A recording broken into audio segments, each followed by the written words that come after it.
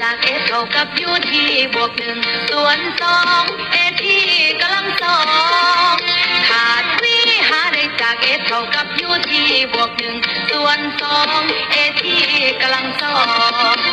ขาดวีหาได้จากเอเท่ากับยูทีบวกหนึ่งส่วนสองเอทีกำลังสองขาดวีหาได้จากเอเท่ากับยูทีบวกหนึ่งส่วนสองเอทีกำลังสอง